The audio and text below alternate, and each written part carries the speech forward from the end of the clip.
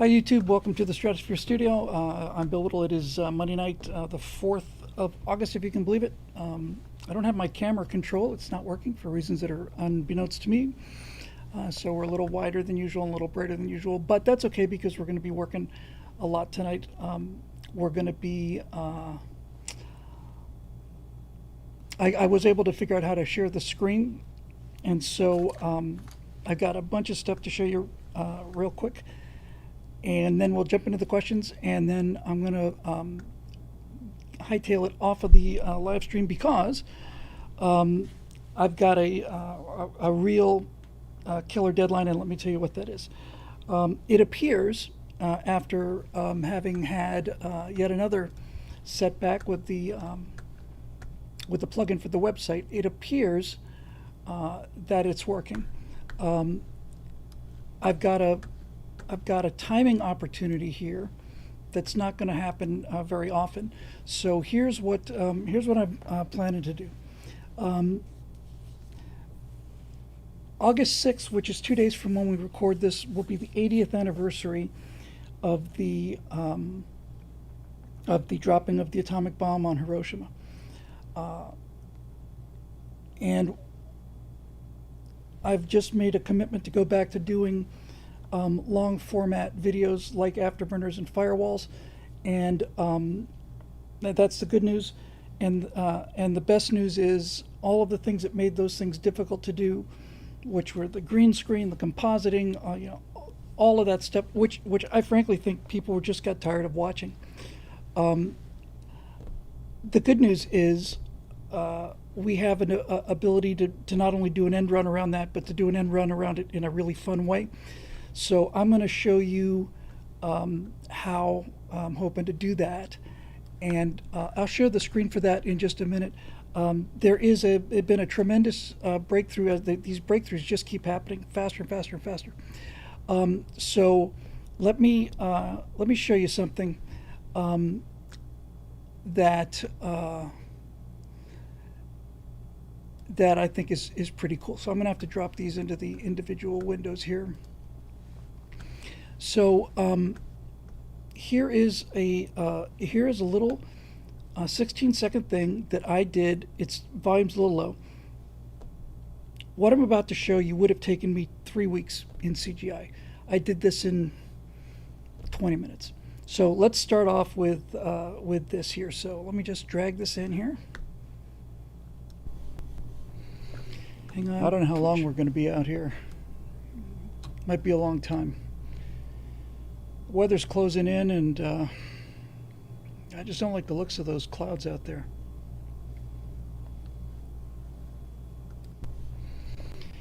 I don't know how long we're going to be out here.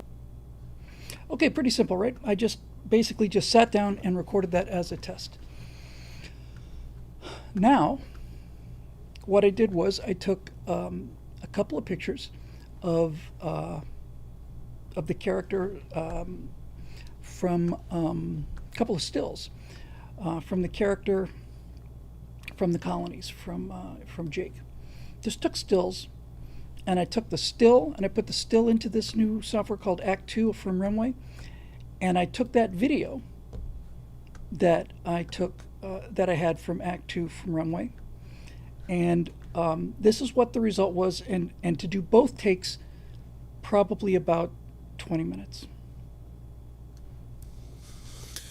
I don't know how long we're going to be out here. Might be a long time. Weather's closing in, and I just don't like the looks of those clouds out there. I don't know how long we're going to be out here. Might be a long time.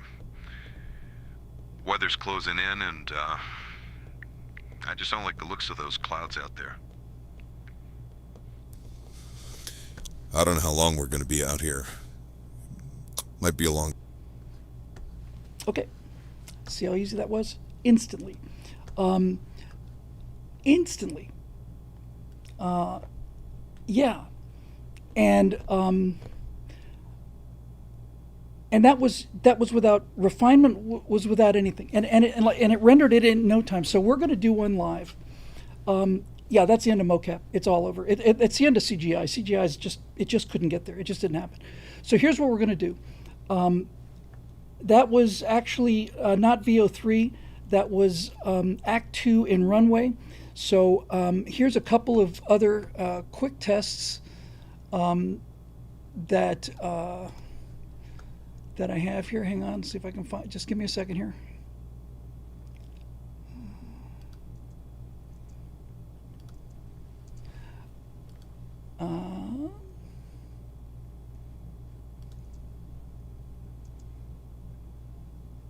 Where did they go?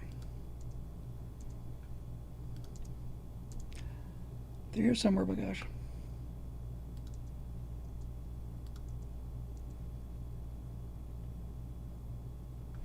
All right. Just have to sort these. Or I could just download them, I guess. All right, let me just download them. One of the problems is that up until now, I've been, you have a person, one has been unable, I've been able to get pretty good, solid, consistent character representation across for one character. But you can't do it for two. You have to load a reference image and lock it into that character. So you can't do it for two, but I'll show you what I figured out how to do. Which one do I want to use here? So, yeah, let's do this. I'll share the screen. First time for everything. Hopefully this will work. I want to make sure that you guys can still hear me. Let's see. First time for everything. There you go, YouTube. There's the screen. Hang on a second, Twitch. I want to make sure that you guys can still hear me. Let's see. So, there you go, YouTube. There's the screen.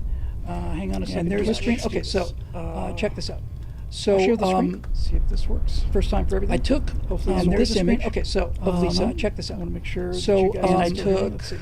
First time for everything. I took YouTube, this image. Hang on a second, Twitch. I want to make sure that you guys see all these Midjourney. So there you go, YouTube. There's the screen. I took. Hang on a second. There's the screen. Okay, that image of Jade. See all these Midjourney. So and I flipped it. I reversed. First time for everything. I took. And then what I did, that image of Jade. I went into Photoshop and I both of them into the same frame. And then what I did was I went into Photoshop and I dubbed both of them into the same frame in Photoshop. Once they were both in Photoshop, once that image them in, they animate them both into the and I flipped them. Once they were both in Photoshop, and then that image them in, they animate them both in Photoshop, and I flipped them into the same frame. And then here's the shot of the two. I went into Photoshop and I dubbed them both into the same frame in Photoshop. Once they were both in Photoshop, the two of them. Once that image them in, they animate them both into Photoshop, and I flipped them. Once they were both in Photoshop, and then that image them in, they animate them both in Photoshop, and I both of them into the same frame. And this was the first result. Here's the shot of the went into Photoshop and I dubbed them both into the same frame. This was the first test they did. Here's the shot of the once that image them in, they animate them both into the and I flipped them. Once they were both in Photoshop, and then that image them in, they animate them both in Photoshop, and I flipped them into the same frame. This was the first result. Here's the shot of the went into Photoshop and I dubbed them both into the same frame. This was the first test they did. Here's the shot of once that image them in, they animate them both into the and I flipped them. Once they were both in Photoshop, and then that image them in, they animate them both in Photoshop, and I flipped them into the same frame. This was the first result. Here's the shot of went into Photoshop, and I dubbed them both into the same frame. This was the first test they did. Here's the shot of once that image them in, they animate them both into and I flipped them. Once they were both in Photoshop, and then that image them in, they animate them both in Photoshop, and I flipped them into the same frame. This was the first result. Here's the shot of went into Photoshop, and I dubbed them both into the same frame. This was the first test they did. Here's the shot of once that image them in, they animate them both into and I flipped them. Once they were both in Photoshop, and then that image them in, they animate them both in Photoshop, and I flipped them into the same frame. This was the first result. Here's the shot of went into Photoshop, and I dubbed them both into the same frame. This was the first test they did. here's a shot of once that brought them in, they animate them both in once they were both in Photoshop, and then that brought them in, they could animate them both in Photoshop, and I both of them into the same frame. This was the first result. Here's a shot of went into Photoshop, and I just working them into the same frame. This was the first test they did. Here's a shot of once that brought them in, they could animate them both in Photoshop, and once they were both in Photoshop, and then that brought them in.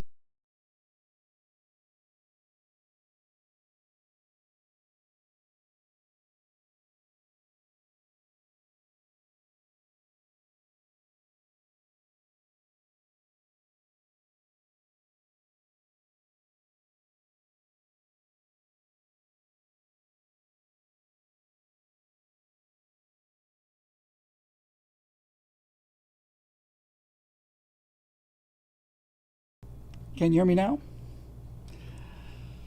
Okay, it's so hard to have to do this on two different pieces of software at the same time.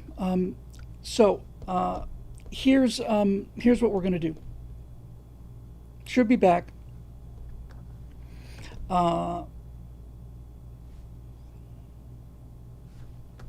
You still can't hear me on YouTube? You there? Okay. All right. So this screen sharing's a little tricky. So here's what I'm going to do. I'll just drag them in like I used to. I've got 3 images.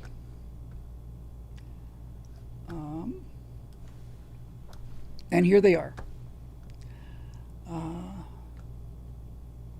Got this one?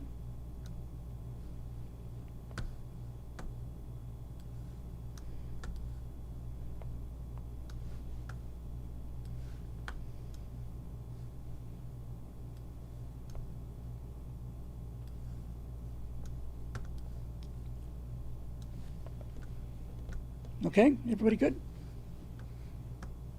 And I've got, where'd the others go?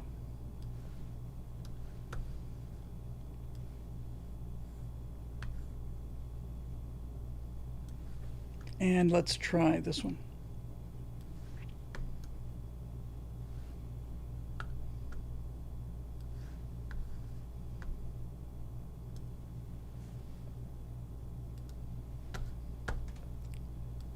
Going to be the end of me, honestly, this YouTube thing.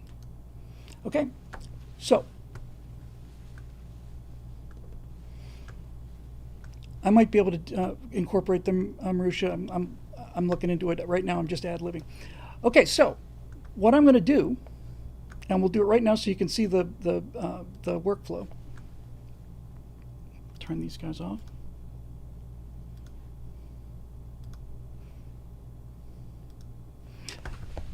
All right, so come on. Okay. I know it's crazy. I'm doing my best. Here's what we're going to do. I'm going to record a little session, and it is the introduction for the atomic bomb videos. And I'm going to record a little bit of it, and then I'm going to map it to those pictures, because when I open up on the 6th of August, which is 2 days from now, which is why I have to work so fast, I want the opening of the Afterburner to be me at Alamogordo. And so I will just read you the script first, okay? And then we'll do one paragraph and we'll map it onto those images and we'll see how it looks. So this would be the opening of the picture frame that I want to put around the atomic bomb afterburners and have ready tomorrow, Thursday morning at 6 a.m., Wednesday morning at 6 a.m. So here's what we're going to record, but this is what we're doing. I use Midjourney to make the still images, and I'm going to use Runway Act 2 to do the what you're about to see. I'm only going to do one paragraph of this, but here's what the script will say. I'll tighten it up, but you get the idea. Hi everybody, I'm Bill Whittle, and I am most certainly not standing at the Alamogordo Bombing and Gunnery Range in White Sands, New Mexico on the afternoon of July 15th, 1945, the day before the Trinity test, where a plutonium implosion bomb codenamed Gadget successfully exploded and changed the world forever. I recorded what you're about to see back in 2009 while I was working at PJTV. It was the third or fourth of my Afterburner series, which actually did pretty well back in the late 2000s and early 2010s. When I started BillWhittle.com, I switched the brand name to Firewall, and for a while they too did really well. Several videos broke 1 million views, and most of them were easily into the mid-six figures. Combined, I did over 200 of them. But then for some reason, and it was like somebody turned a wrench, the numbers went down. They went way down. Last three I did barely broke 20,000 each, so I just kind of thought that YouTube had changed, that the internet had changed, and people just didn't really want to see them anymore. I'd love to have done more of these, but BillWhittle.com just didn't have the budget, meaning we didn't have enough numbers. I really had that tied in. I'll fix that. Then something happened. You know, the great American explorer, pioneer, and philosopher Jebediah Springfield famously said that a noble spirit embiggens the smallest man. And who could argue with that? When I look out into the broader American culture today, I see a lot of warning signs about the instupiding of America. And it's about to get a lot worse for the same reason you see here. Because, as I said, I'm not in Alamogordo. I'm in my studio. You can no longer believe your own eyes, and the great instupiding is about to get much, much worse. Anyway, I want to bring these long format videos back, but with a lot more sizzle. If you want to see what that would look like, well, then we'll see you after the video. Meanwhile, here's Fat Man and Little Boy at 80. So I'll fix that up, tighten it up a little bit, but you get the idea. So the first paragraph: hi everybody, I'm Bill Whittle, and I'm most certainly not standing at the Alamogordo Bombing and Gunnery Range in White Sands, New Mexico on the afternoon of July 15th, blah, blah, blah, blah, blah. So what I'm going to do is I'm going to record that video right now. Just going to record it. Then I'm going to take that little 20-second snippet. I'm going to take the still pictures that I showed you. I'm going to put them into Midjourney Act 2, and we're going to see if people believe it. Okay, here we go.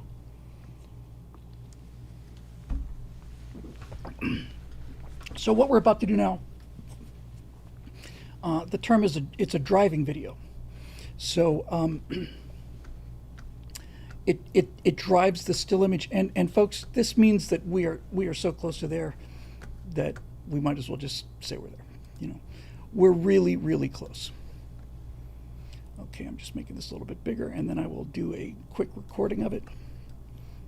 And what you're going to see is it's not only going to get my voice, it's going to get all of my expressions and head motions and all the rest of it as well. I take my glasses off, and I honestly, God, I cannot read this thing. I have to make it bigger.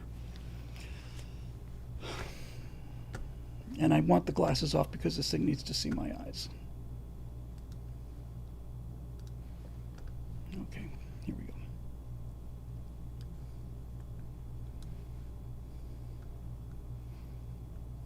Okay, here we go. Ready?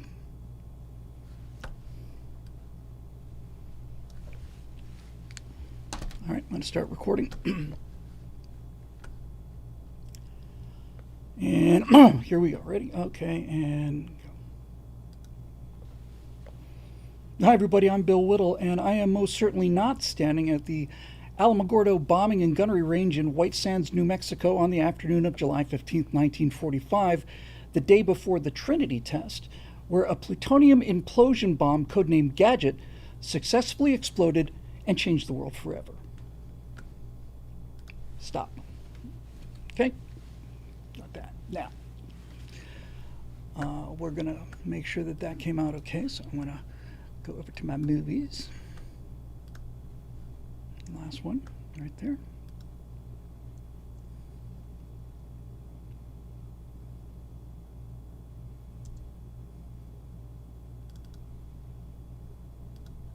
Why did it record it in that format?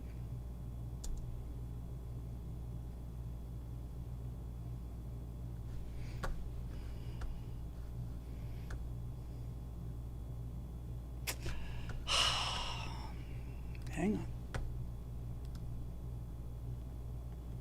It, of course, just decided to change the format that it was recording in for reasons that don't make any sense at all.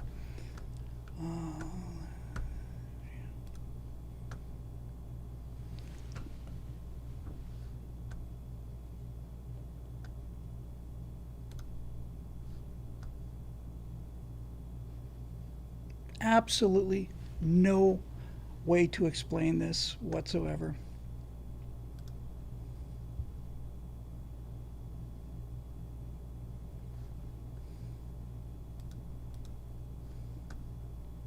I'll put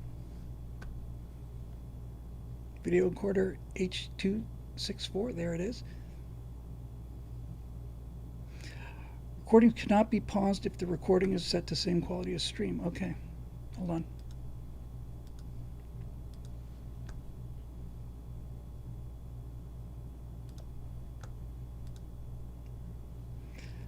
Okay.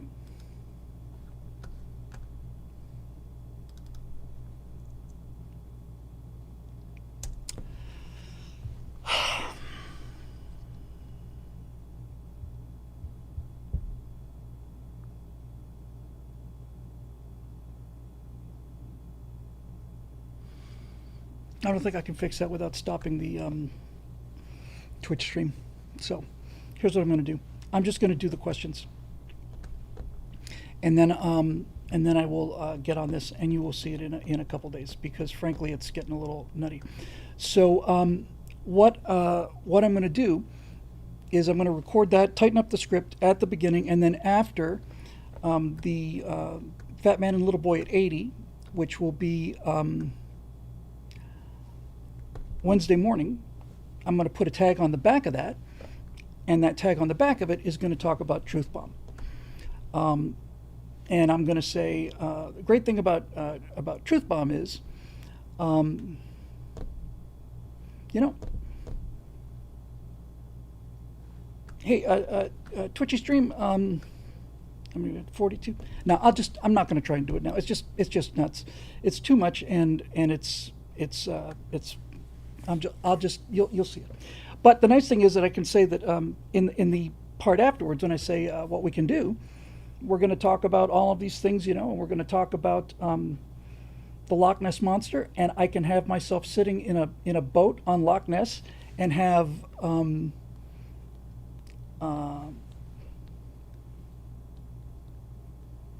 honest opinion of someone on the opposite side of the argument. I dislike you calling people with that view stupid in the script.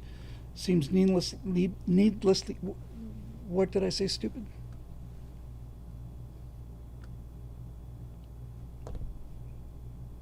Talking to me, Marisha? I didn't. I don't believe I said anybody was stupid in the script. Let me see again.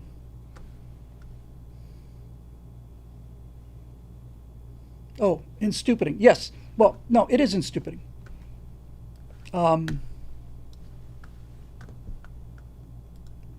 I mean, it's an interesting point. It's an interesting point. It's not stupiding, it's in-stupiding. Yeah,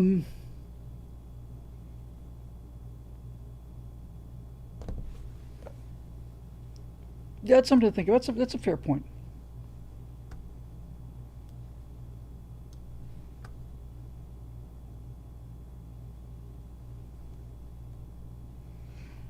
Yeah, that's a fair point. I'll take it out. Sure sounds stupid, though. Listening to these flat earthers and, yeah, but, fair enough.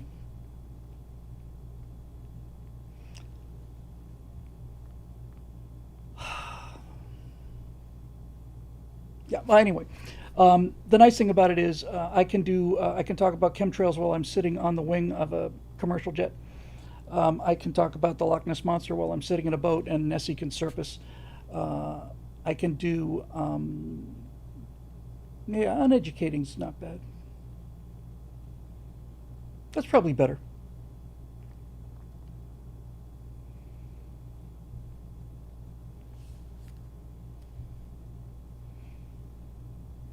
Yeah, I have to think about that. In any event, in order to do these, I just have to read them into the webcam like I'm doing them now, and they'll look really glossy and they'll look really cool. They won't be in a blue screen, but it'll be me in the environment doing that. It'll be cutting away to a lot of B-roll and stuff like that. So, but boy, these flat earthers are just stupid.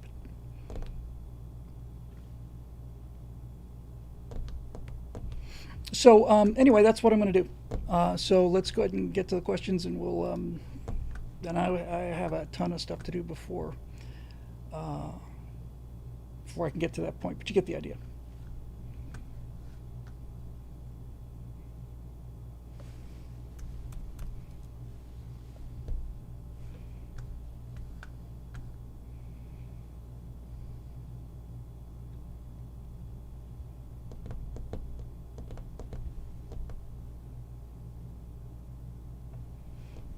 I will think about that, Swamp Red.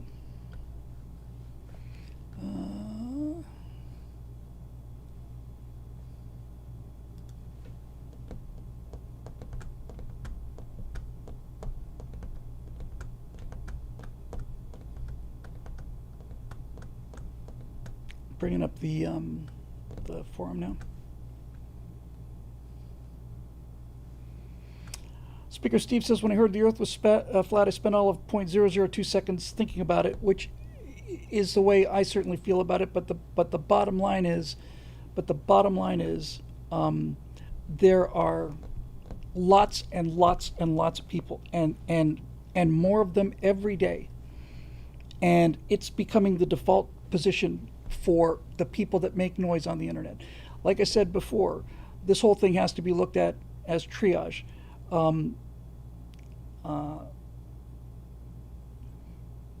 There are people who you will never convince. You could land them on the moon and show them Apollo 11, and they would say you put those props there yesterday because you didn't have the technology to do it in '69. There are people who don't need to be told this, but there's a lot of people in the middle, and I am seeing it already. When people see something they don't like or don't believe, it's AI. So I just feel like we need to do something to,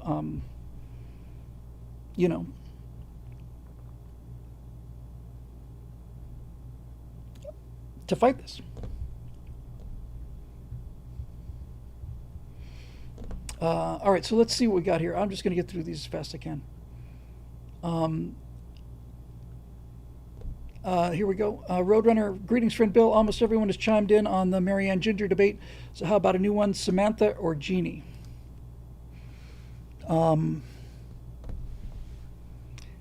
Well, I guess the answer to that one is probably going to be, are you going to spend, a couple hours with them or a couple decades? If it's a couple decades, I'm going with Samantha, and if it's just, a couple hours, something about that Jeannie outfit. I never particularly liked I Dream of Jeannie, but I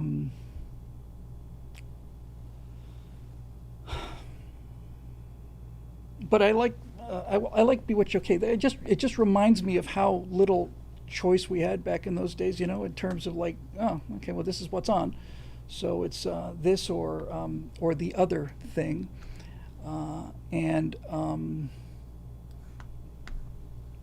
but I definitely I think I don't know. I actually probably watched more I Dream of Jeannie than Bewitched. I don't know if I could say. But Barbara Eden in her prime was pretty cute, and Elizabeth Montgomery was just really cool, Caslin says, which Darren? Anybody who thinks that Dick Sargent was a better Darren than Dick York can leave immediately. He was terrible. Terrible. They had no chemistry at all. They were just, Dick Sargent was just, he was just plain nasty. He was just a fussy, prissy sort of, perpetually looked like he just sat in something wet. Dick York, on the other hand, was really earnest, and I really liked him. I was really rooting for him. There you go. Loman Bates says, Bailey or Jennifer is the real question. I say Bailey. I think we talked about this before. Most people say Bailey. I certainly say Bailey.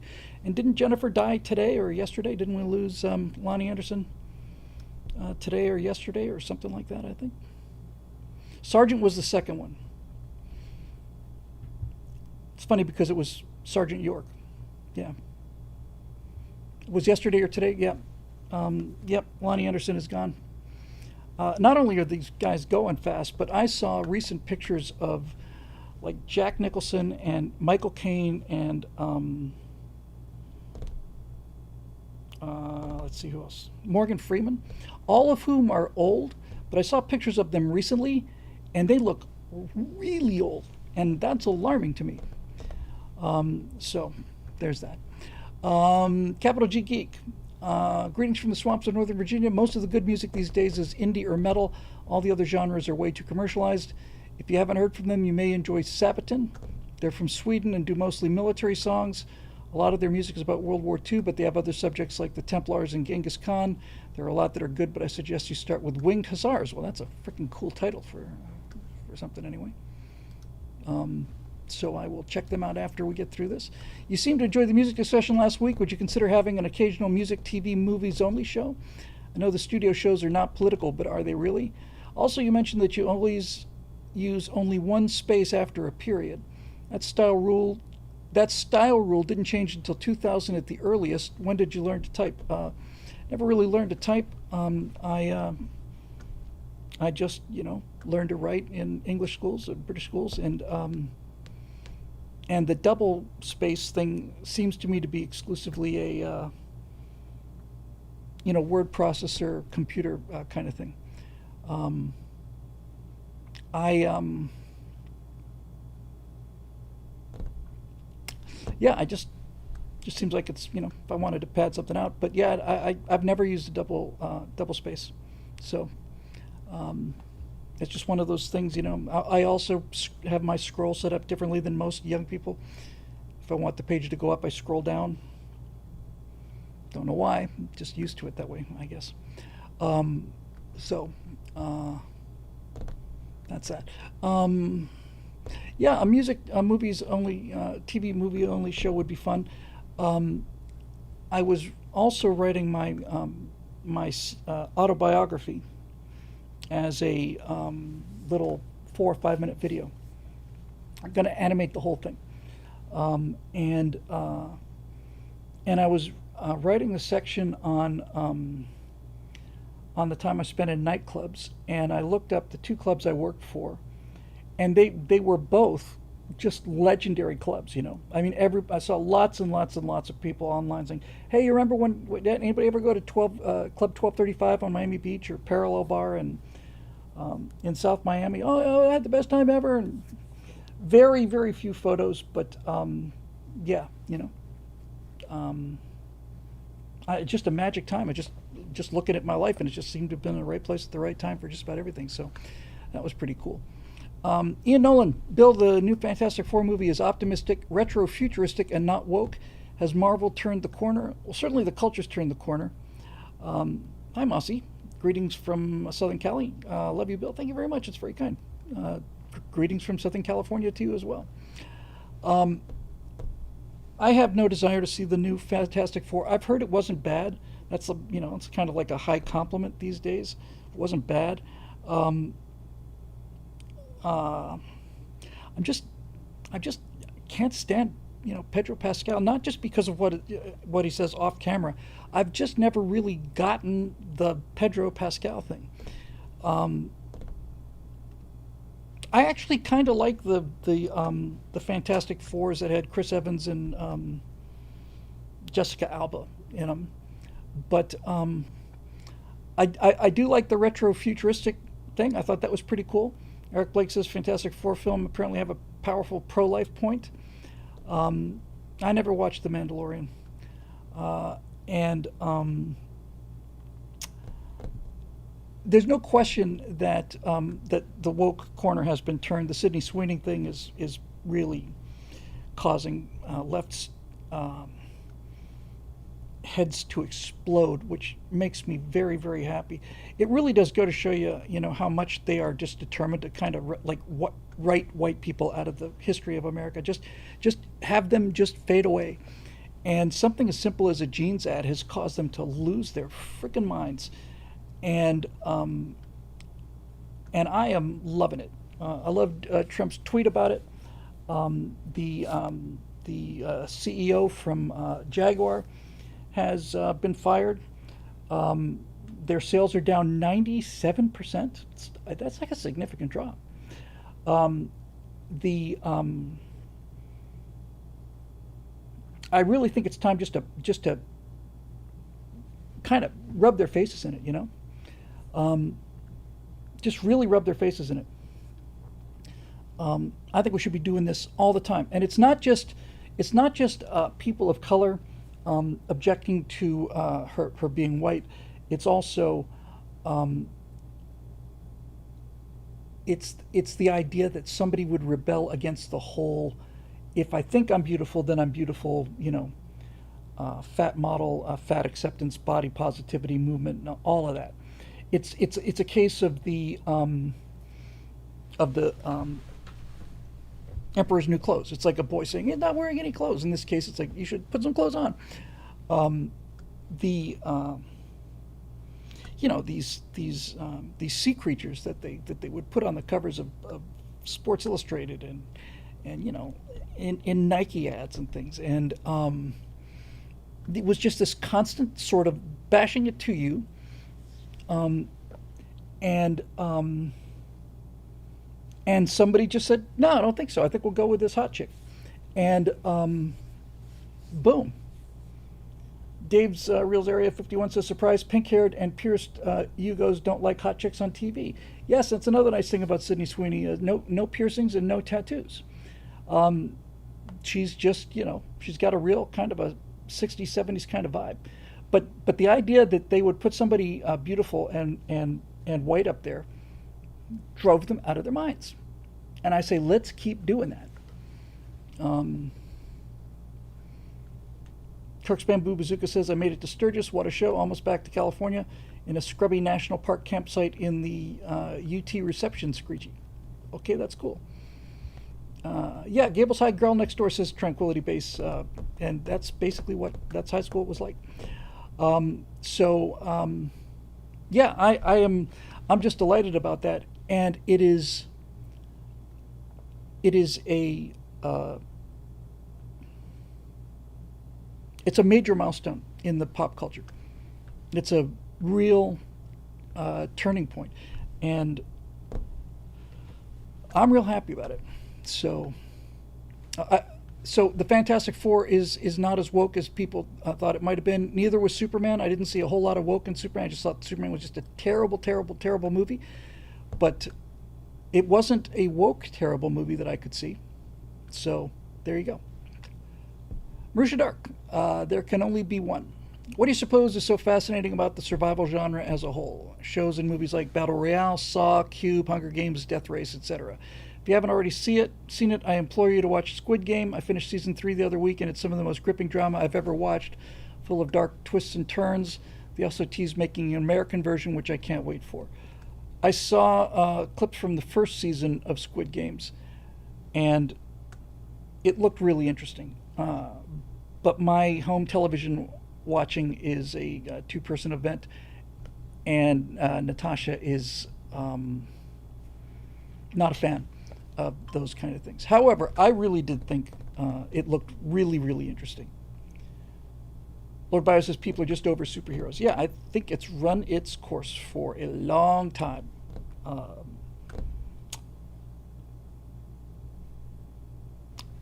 The trailer for Starfleet Academy looked unbelievably woke and progressive and stupid.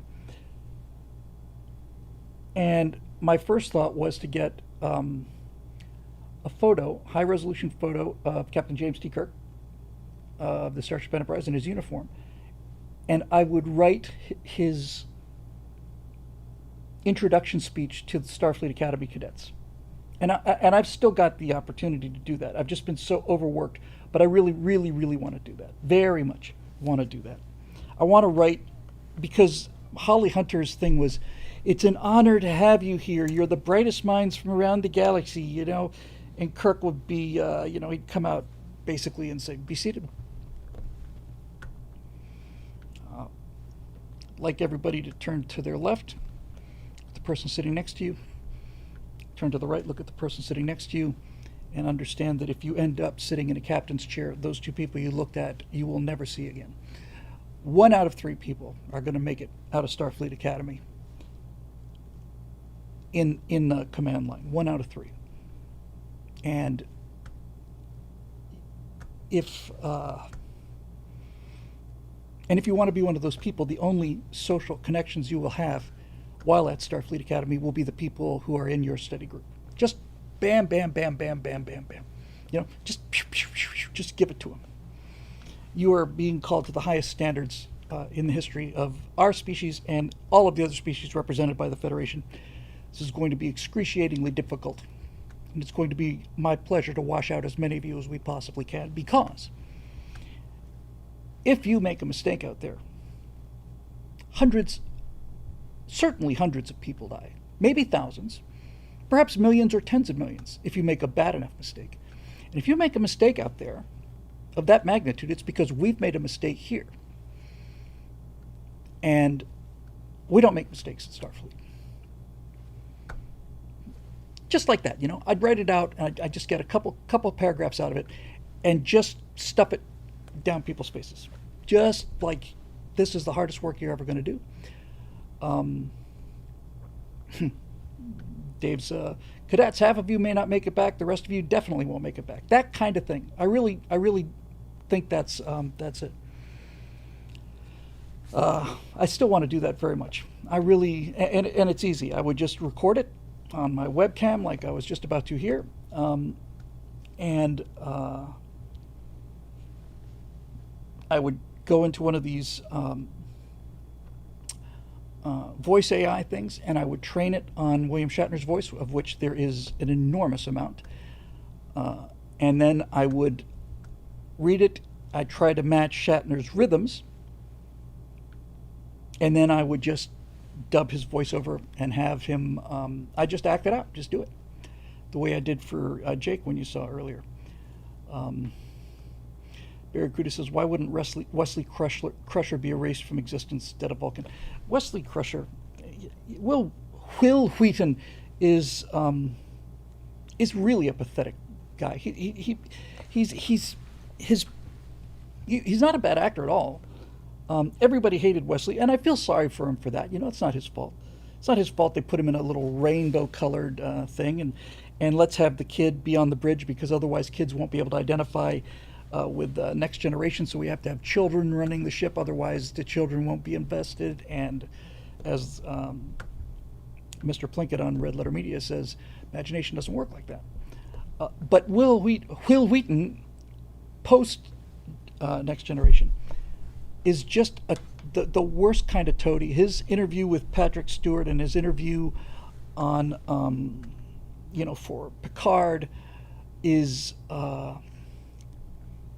just appalling. It's just appalling. And he just seems like the ultimate soy boy. So I think I'd rather have Charlie X on the bridge than Will Wheaton. Will Wheaton.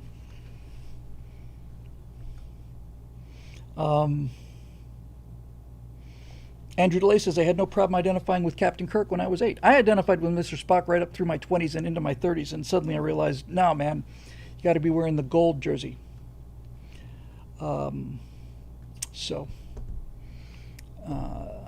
Tastes change, but within certain reason. Wesley was the 24th century Harvard kid. Yeah, he was also Space Jesus, which was, I'm just not a fan of that cast. I like Riker very much. I like Worf pretty much. I like Data. I didn't think I would, but I did. I like Data. And the rest of it's kind of meh. The new cast of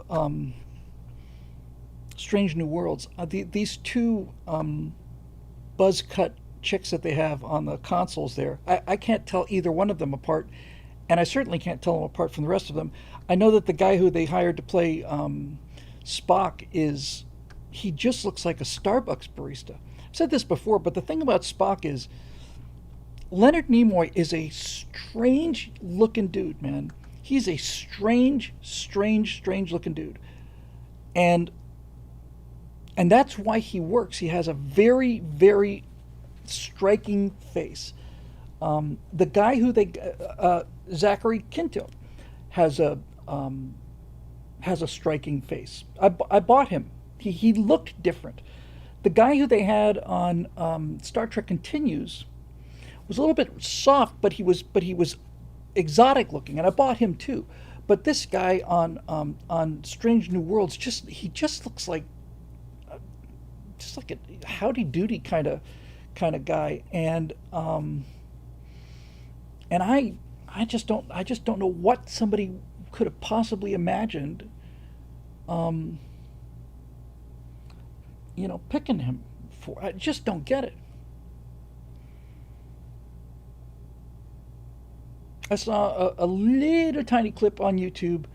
I guess it's from the new season where the Enterprise is approaching this planet, and somebody says, we're approaching this planet, and there's nothing in orbit. They don't have space travel, but they have warp signature coming from the planet. This is an anomaly. We should raise the shields. Okay, raise the shields. Spock says, no, it's perceived as a hostile act. So they raise the shields, and you've got the setup for some drama here. And then the second that they say raise the shields, 3 missiles come from the surface of the planet in a second and a half, hit the Enterprise on the shields. Any damage? Minor damage, but if we hadn't put up the shields, it would have been really bad. Thanks for spelling it out for me. Really appreciate it when somebody really spells it out. It's this whole dramatic beat lasted 20 seconds. It's just lazy and dumb. I like the guy who plays Pike. But that's it. At least they don't have the bloody spore drive or Again, I just have to get this off of my chest. Every time I see how Star Warsy they turn Star Trek, the phasers look like blasters now. The things, the ships just pop in, just exactly like in Star Wars. They travel down wormholes like on Star Wars. There's nothing more elegant than that shot at the end of the original series. Virtually every episode ended that way, where the Enterprise just slowly accelerates out of orbit and it just starts heading out into the stars. That's how ships are supposed to move, not like this, fighter, the frickin' Enterprise D, moving like the Millennium Falcon through the Borg cube. But just come on, stop. Just stop it. Stop it. Dave Olson. Hi, Bill. Last week, Critical Drinker, peace be upon him, dropped a video that really hit home. After scanning several lists of the greatest movie lines, he noted that none were from the last 20 years. Broadening his scope, he pointed out that there's really been no cultural demarcations for the last 15 years. It's easy to look at a photo or listen to the music of the 50s, 60s, 70s, 80s, and 90s and tell which decade they're from, but it's all felt exactly the same since the early 2010s, and I think even earlier. It's all just pumped out and just as quickly forgotten. You saw the last Superman movie. Other than the characters that have been with us for 80 years, can you remember anyone who was in it? No. He goes on to say we need the colonies more than ever, and the colonies are getting closer by the day. No, I can't. And I think what's really a great example of this, it's because the storytelling is so bad. See, this is a natural result of using technology and special effects in place of storytelling. So I think you could say really without question that Avatar and the second Avatar are technologically the most astonishing movies ever made. They are absolutely, every single frame of them, Well, not every single frame, I guess, but virtually, every single frame, it's got something in it. And most of it is in this entire world. It's traditional CGI. And they are technical masterpieces. The Way of Water was just beautiful to look at, but honest to God, I could not tell you the plot of it other than humans bad, Americans bad. And nobody talks about it. Jake Scully, right? That his name? I don't particularly like that actor just because he seems so unmemorable to me. But nobody talks about Avatar. You go to see it, and everybody goes, "Ooh, that was really pretty," and nobody talks about it. It has no footprint at all. And I think it's because the stories are so banal. They're just so unbelievably lazy. Thank you, Masi. It's very kind of you. I'm going to be doing some more of these long format things, I think. They're so unbelievably lazy that that nobody has any memory of them. They're they're just hot garbage. They're just nothing. They're just lame. So yeah, I'm with you 100%, Dave. There's nothing like that. And the thing about the colonies is, I'm kind of hoping that the colonies provokes. Not only hoping, I'm planning on the colonies provoking the same kind of reaction that the Sydney Sweeney American Eagle ad did. Because it's going to be aggressively anti-DEI. It's not that it's not going to have black people in it or anybody else. It's just gonna. It's not going to look like America. It's going to look like SpaceX. You look at the control room at SpaceX. Now you could have said it could look like Apollo 11, and Apollo 11 was exclusively white heterosexual males, or at least we assume they were heterosexual males. I'm pretty sure the way they performed they were. But take here we are in the year 2025, and I'm interested I'm not just interested in the controllers.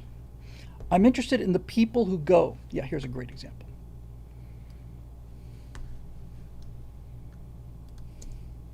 That's a tiny little picture.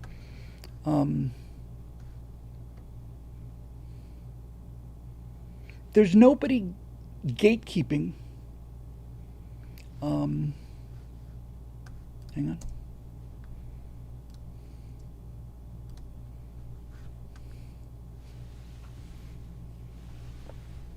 Nobody gatekeeping this.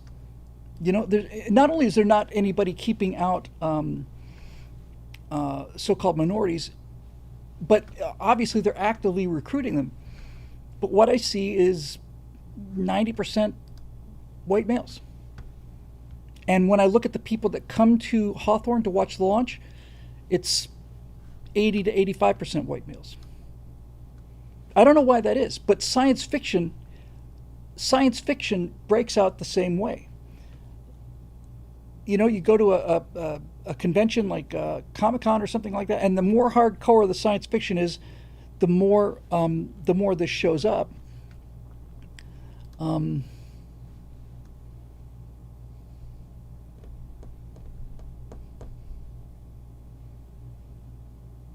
Yeah, I mean, here's.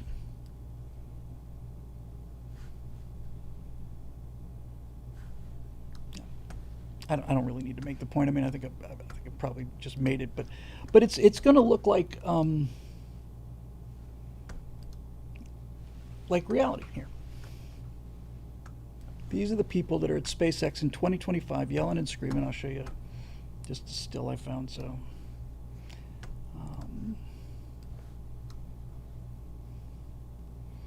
which is why I can't stand, and I haven't watched any of For All Mankind. It just checks me out. Hang on, I'm working on it there, Twitch. I just look at it and I just say, okay, somebody's trying to make a point about how we should be, not how we are, and I'm not interested in the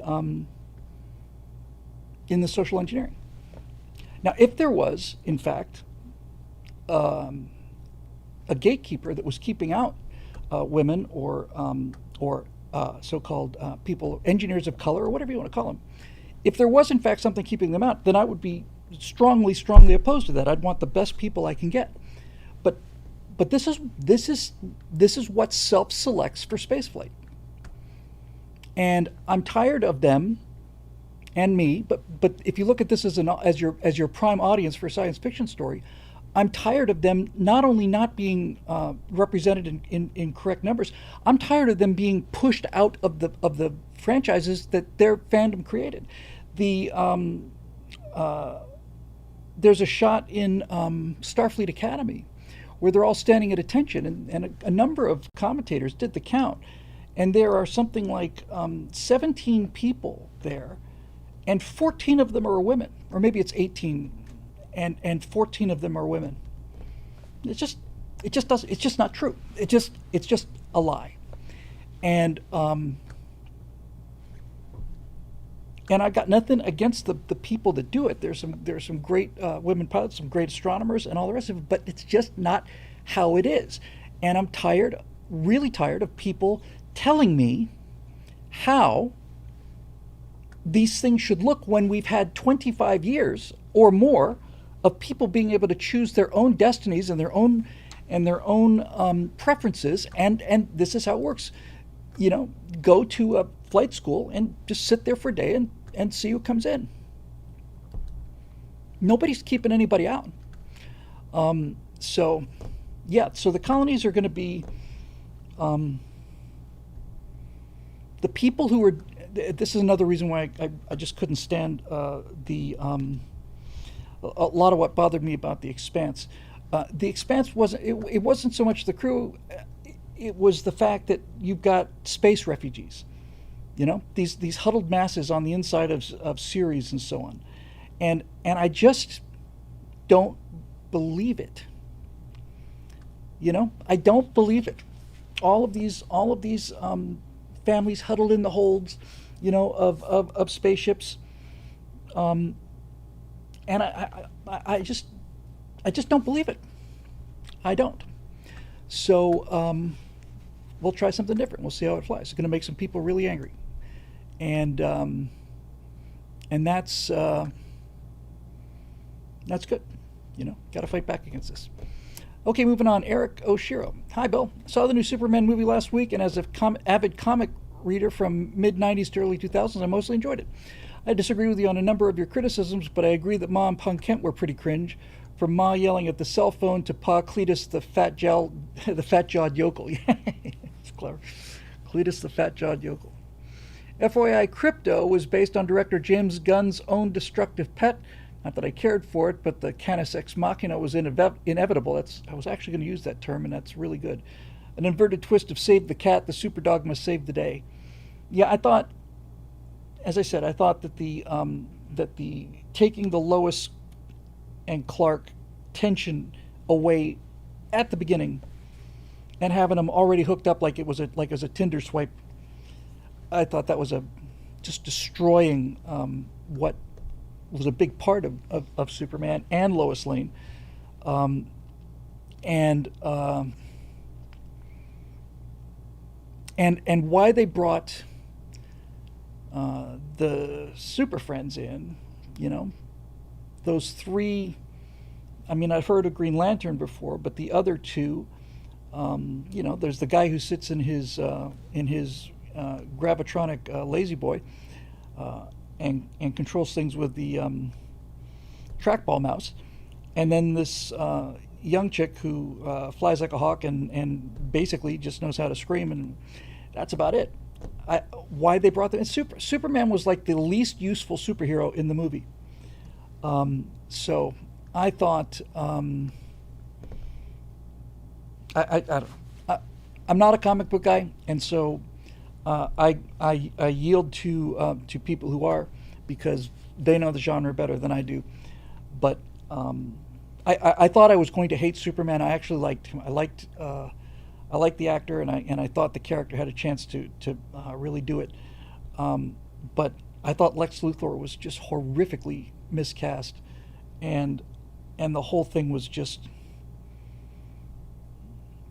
like not only lazy but just really quite dumb, you know. Like, just again, as I said, as one example, you've got he gets dragged into the Fortress of Solitude, which looked terrific. I mean, just spectacular on the outside, really looked good. And then he goes inside, and you've got these robots, and these robots are caring for him. And the first thing that the robots say are, "We have no feelings for you. We're mechanical creatures. We simulate feelings for you, but we have no feelings for you whatsoever. We're just taking care of you because it's our duty." And then later on, when they all end up getting smashed, you're inclined to want to feel some sympathy for them. And once again, they say, we have no feelings, we are essentially just toasters. And it's like, why? You know, why would you do that? Either make them toasters or make them people or make them characters that you feel, you know, sorry for. Andrew DeLay says, Doomcock thought Lex Luthor was too sadistic. I just thought he was too unhinged, you know, not in a supervillain way, and way too young. Way too young. But he's better than whatever the name of that actor is who played Jeff Zuckerberg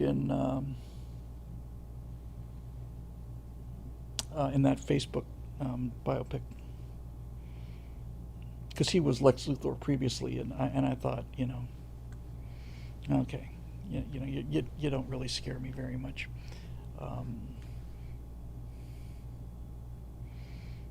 Okay.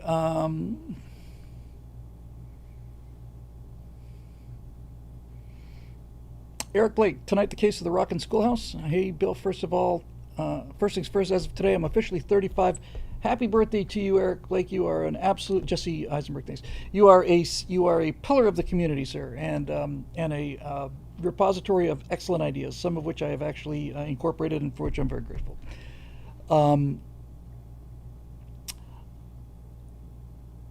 Thank you. And congratulations. So happy birthday to you. Okay, moving on. Next, last night I happened to be watching the Schoolhouse Rock 50th Anniversary Special from 2023 hosted by Ryan Seacrest. Watching it, I was struck by how many of the lyrics to those classics I still know by heart, including ones I haven't rewatched in ages. Very telling, isn't it, just how effective those shorts truly were? To this day, for example, I still recite lines from the math ones when I need to calculate something in my head. So I'd wager Schoolhouse Rock should be the quintessential object lesson for conservatives who truly want to inform and educate the younger generations. What say you? My favorite Schoolhouse Rock is The Shot Heard Around the World. I always play it every 4th of July. What's your favorite? I was too late for Schoolhouse Rock. I saw the bill, you know, but I just never watched any of it. Sorry about that. I just can't comment on it other than to say that that the way the bill was structured was really educational. And the fact that you can still memorize these things and they help you out with your math thing, we certainly need more real education instead of indoctrination. And needless to say, I've talked many times about how much I love the safety dance video for Virgin America. But yes, if it's done well, and it's not just wrapping you on the head with, you know, left-wing indoctrination, I think there should be, you know, a lot more of it. Music is really useful as a memory prod. That's why we sing the alphabet, and that's why we sing the 30 Days of September. The rhythms help us find the, you know, the next place and back up and trying to figure out whether there's, you know, whether there's 31 days in August. It turns out there are. Yeah, I think it's a real powerful tool in the hands of, you know, people who have some talent. So we'll see. Yeah, I do remember Conjunction Junction. I remember watching that, Don. But other than that, I just didn't see it, Eric. Sorry, I just don't have much to say about it.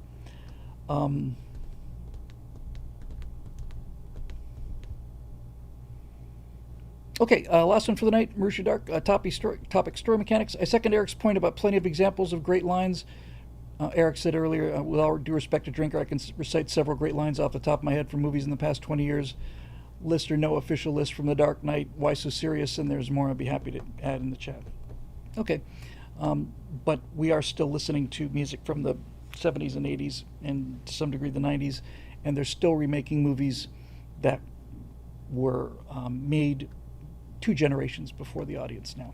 You know, they're remaking Star Wars and Star Trek and all this other stuff. Where is the new Star Trek? Where is the new Star Wars? I know where it is, but you know, it's got to be a fresh slate, man.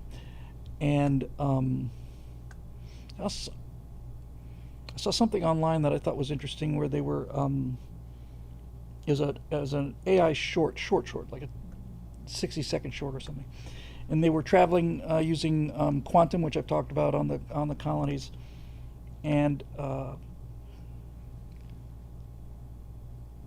said something like, as they went into this warp, they said the numbers will guide us, which I thought was, they said it kind of religiously, which I thought was an interesting kind of take on it.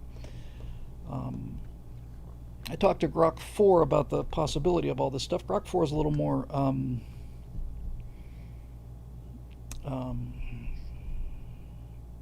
prickly than Grok 3. And I said, what's the chance of, things like quantum information holography being true? And it said less than 3% and all this other stuff. And then I also realized afterwards, with the whole thing of the Newtons versus the Keplers, and I said, this is not super intelligence, it's super prediction. And that was something I learned since I had that remarkable session with a couple of sessions with Grok. It really lit me up.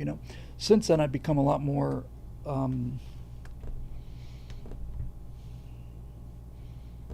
careful about how I think about these things. I don't see signs of super intelligence. I see an extremely helpful research assistant, but